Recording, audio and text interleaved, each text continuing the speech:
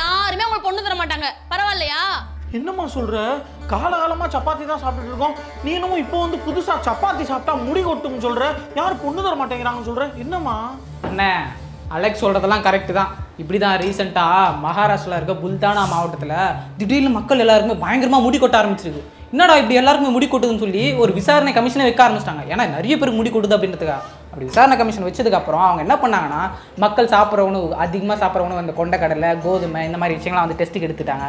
அதே மாதிரி பாதிக்கப்பட்ட மக்களோட பிளட் சாம்பிள், யூரின் சாம்பிள், இது எல்லாமே வந்து பார்த்தீங்கன்னா டெஸ்ட்டுக்கு எடுத்துட்டாங்க. இப்போ பிளட் சாம்பிள், யூரின் சாம்பிளாக வச்சு பார்க்கும்போது அதில் எதுவுமே பிரச்சனை இல்லை, நல்லா தான் இருக்குது அப்படின்னு தெரிய வந்தது. அப்புறம் அவங்க சாப்பிட்ட கோதுமையை டெஸ்ட் பண்ணி பார்க்கும்போது அதில் செலினியம் கண்டென்ட் ரொம்ப அதிகமாக இருக்குது. இதுதான் வந்து அவங்க முடி கொட்டத்துக்கான காரணம் அப்படின்றத கண்டுபிடிச்சிருக்காங்க. அப்புறம் அந்த கோதுமை எங்கேருந்து அவங்க வாங்கியிருக்காங்கன்னா, ரேஷன் கடையில் தான் அந்த கோதுமை வாங்கியிருக்காங்க. இந்த ரேஷன் கடை கவர்மெண்ட் கொடுத்த ரேஷன் கடையில் இருக்கிற கோதுமையை சாப்பிட்டு தான் அவங்களுக்கு இந்த மாதிரி ஒரு பிரச்சனை வந்திருக்கு. அண்ணே பாத்தீங்களா, அம்மாவும் ரேஷன் கடையில வாங்கின கோதுமையை தான் எடுத்து அரைச்சு சப்பாத்தி போட்டிருக்குன்னு நினைக்கிறேன். முடி போச்சா? நீ சும்மா இருமா அபி. எதுவாக இருந்தாலும் விஷயத்தை கொஞ்சம் விளக்கமாக தெளிவாக சொல்லு.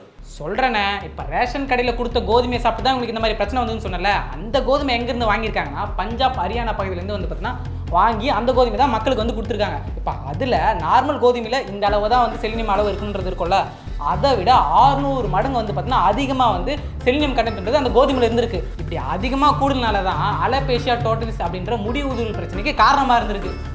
என்னன்னா, அந்த பஞ்சாப், ஹரியானா பகுதியெல்லாம் ஆல்ரெடி வந்து பார்த்தீங்கன்னா செலினியம் கண்டென்ட் ரொம்ப அதிகமாக இருக்க வளமான இடம் அது. அந்த இடத்துலேருந்து கோதுமை விளைஞ்சதால அந்த கோதுமையிலே வந்து பார்த்தீங்கன்னா இவ்வளோ அதிகமான செலினியம் கண்டென்ட்ன்றது ஏறிட்டு இருக்கு. சரி அபி, இப்போ இந்த செலினியம்ங்கிறது ஃபர்ஸ்ட் என்ன? இதுக்கும் முடி உதிர்வு பிரச்சனைக்கு என்ன தொடர்பு? அண்ணே அதை கூட விடுங்க. இப்போ இந்த பிரச்சனை சப்பாத்தில மட்டும்தான் இருக்கா, இல்லை நான் சாப்பிடக்கூடிய வேற ஏதாவது உணவுப் பொருட்கள் இருக்கா, அதையும் கேட்டு தெரிஞ்சுப்போம். ஆமாம் கேட்கலாம். அண்ணே, இந்த செலினியம்ன்றது நம்ம உடம்புக்கு தேவையான ஒரு நல்ல தாது சத்துனே. நம்மளோட உடம்பு வளர்ச்சிக்கும் அதே மாதிரி குறிப்பாக முடியோட வளர்ச்சிக்குமே ரொம்ப ரொம்ப முக்கியமான ஒரு விஷயம். இதில் செலினோ புரோட்டீன் ஆன்டி ஆக்சிடென்ட் அப்படின்ற ஒரு தன்மை இருக்குது. இது என்ன பண்ணுன்னா வந்து முடியை வந்து பார்த்தீங்கன்னா, அதாவது பலமிளக்க வச்சு உதிர வைக்கிற ஃப்ரீ ரேடிக்கல்ஸ்லேருந்து வந்து பார்த்தீங்கன்னா நம்ம முடியை வந்து காப்பாற்றுது. அதே மாதிரி தலையில் பொடுகே இல்லாமல் முடியோட வளர்ச்சிக்கும் வந்து பார்த்தோன்னா இந்த செலினியம்ன்றது யூஸ் ஆகுதுண்ணே. அப்புறம் நம்ம உடம்புல இந்த தைராய்டு சுரப்பிலாம் இருக்குல்ல, அதெல்லாம் சரியாக ஒர்க் ஆகிறதுக்கும் இது வந்து ஹெல்ப் பண்ணுது. அதே மாதிரி இந்த தைராய்டு ஹார்மோன்ஸ்லாம் இருக்குது பார்த்தீங்களா, அதை சமநிலையில் வச்சுக்கிறதுக்கும் வந்து பார்த்தீங்கன்னா இந்த செலினியம்ன்றது யூஸ் ஆகுது. இப்போது அந்த தைராய்டு ஹார்மோன்ஸ்லாம் சமநிலையில் இல்லைனா வந்து ஹைப்போ தைராய்டிசம், ஹைப்பர் தைராய்டிசம், இந்த மாதிரி பிரச்சனைலாம் வரும். இதெல்லாம் வந்துன்னா என்ன ஆகுனா, முடி ரொம்ப மெலிசாகி முடி வந்து பார்த்தீங்கன்னா உதிர ஆரம்பிச்சிடும். ஸோ அந்த மாதிரிலாம் பிரச்சனை வராமல் இந்த செலினியம் வந்து பார்த்தீங்கன்னா அதை ஈக்குவலாக கரெக்டாக வச்சு மெயின்டைன் பண்ணுறதுக்கு யூஸ்ஃபுல்லாக இருக்குது. அப்புறம் நான் சொன்னல முன்னாடி சொன்ன மாதிரி இந்த பொடுகு பிரச்சனை இல்லாமல் முடி வந்து பார்த்தீங்கன்னா ரொம்ப ஹெல்த்தியாக லாங்காக வளர்த்துக்கும் வந்து பார்த்தீங்கன்னா இது ஹெல்ப்ஃபுல்லாக இருக்குண்ணே. ஏன் அபி, நீ சொல்கிறது படி பார்த்தா இந்த செலினியம்ங்கிறது நம்ம உடம்புக்கு சத்து தான் கொடுக்குது, முடி வளர்ச்சிக்கு உதவ தானே செய்யுது.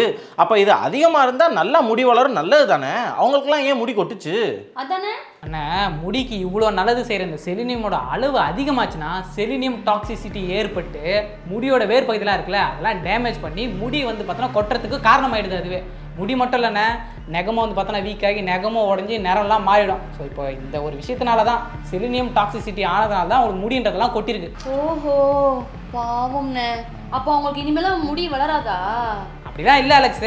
இப்போ அவங்களுக்கு வந்து செலினியம் டாக்ஸிசிட்டின்றது அவங்க உடம்புல ரொம்ப அதிகமாக இருக்குது. கொஞ்ச நாள் செலினியம் கண்டென்ட் இருக்க ஃபுட்டை சாப்பிடாம இருந்தாலே அதோட அளவுன்றது குறைஞ்சிரும். அதுக்கப்புறம் வந்து பார்த்தோன்னா நார்மல் ஆகிடும் அப்படின்னு சொல்லி டாக்டர்லாம் சொல்கிறாங்க. அப்புறம் குறிப்பாக இன்னொரு விஷயம் என்னென்னா, செலினியம் கண்டென்ட் அதிகமாக இருக்கிற பிரேசில் நட்ஸு, டியூனா ஃபிஷ்ஷு, அப்புறம் சாரட்டின், இந்த மாதிரி ஃபிஷ் வகைலாம் அதிகமாக எடுத்துக்கிறது. அதே மாதிரி வந்து கிட்னி, லிவர், இந்த மாதிரி விஷயம்லாம் நீங்கள் அதிகமாக சாப்பிட்டீங்கன்னா அதெல்லாம் கொஞ்சம் குறைச்சிக்கணும். அப்படிலாம் இல்லை, நான் அதெல்லாம் அடிக்கடி சாப்பிடுவோம்ப்பா, நிறைய சாப்பிடுவோம்ப்பான்ற பட்சத்தில் பயோட்டின் இருக்கிற முட்டை, பாதாம், சக்கரவள்ளி கிழங்கு, ஜிங்கு சத்து இருக்கிற இந்த பூசணி விதை, கொண்டைக்கடலை, அப்புறம் அயன் சத்து இருக்கிற கீரை, நான்வெஜ்ஜு, அப்புறம் குறிப்பாக விட்டமின் டி உடம்புல குறையாமல் பார்த்துக்கணும். இதெல்லாம் கரெக்டாக பண்ணிட்டு வந்தால் இந்த செலினியம் மெட்டல்லாம் வந்து பார்த்தோன்னா நம்ம உடம்புல கரெக்டாக அளவாக இருக்கும். சரி அபி, நீ சொன்னதெல்லாம் புரியுது. இப்போ இந்த சப்பாத்தியை நான் சாப்பிடலாமா கூடாதா, அதை மட்டும் சொல்லு.